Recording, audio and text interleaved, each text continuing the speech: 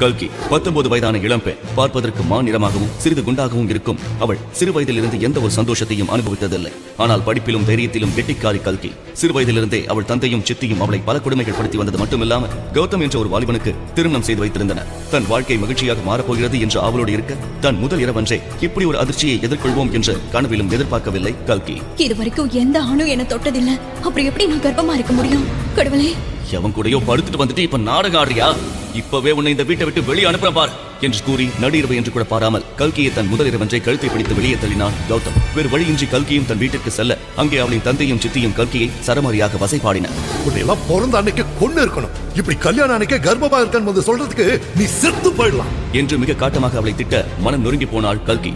இருந்தாலும் தான் குற்றமற்றவள் என்பதை நிரூபிக்க ஒரே வழி சிசிடிவி கேமரா தான் என்று யோசித்தவள் உடனே தன் படுக்கை அறைக்கு சென்று தனக்கு தெரியாமல் ஏதேனும் நடந்துள்ளதா என்பதை தன் லேப்டாப்பில் செக் செய்ய ஆரம்பித்தாள். நிச்சயமா இதுல ஏதோ ஒரு சதி நடந்திருக்கு.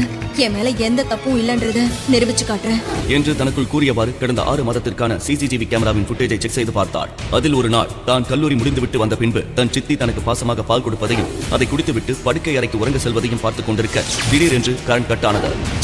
இந்த நேரத்துல போய் கரண்ட் கட் ஆயிடுச்சு என்று கூறிக்கொண்டிருக்கும் போது திரும்ப கரண்ட் வர அவசரமாக தன் லேப்டாப்பில் அந்த சிசிடிவி ஃபுட்டேஜை பார்க்க தொடர அதில் அடுத்து அவள் பார்த்த காட்சியை கண்டு ஒரு கணம் கல்கியின் மூச்சு நின்று விடுவது போல் ஆனது.